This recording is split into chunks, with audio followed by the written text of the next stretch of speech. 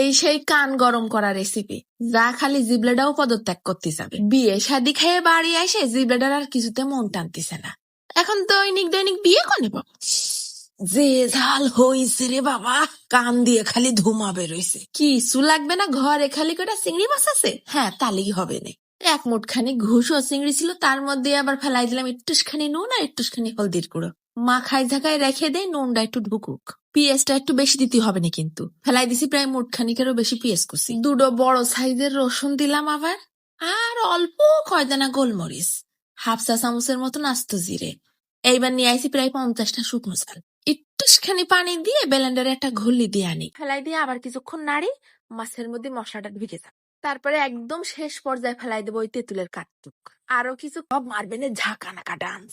ভাতের মধ্যে একটুখানি ভরাই মাখাই নিয়ে কালার দেখছো। শালা লোভ সামলাতে না পারে একটুখানি ভাতের মধ্যে যে হারে ভর্তা মাখাই নিছি, খালি লাগতেছে ঝাল। চিংড়ি মাছ পাচ্ছি না তো, তা কি করবো? আরো খানিকটা নিয়ে এসে ডইলে মাখাই নিলাম। সামনে যেটুক রয়েছে ওটুক থাক, ওটুক মাখায় লাভ নেই, ওটুক শো। নাহলে মানুষ বুঝবে কি করে যে কি দিয়ে খাচ্ছে। আজকে দাঁড়ায় থাকবা, এটাই হচ্ছে সিক্রেট সমাধান। আর কথা করতে পারতেছি না বাপু, খেয়ে নে, চলে যাচ্ছি, ধন্যবাদ।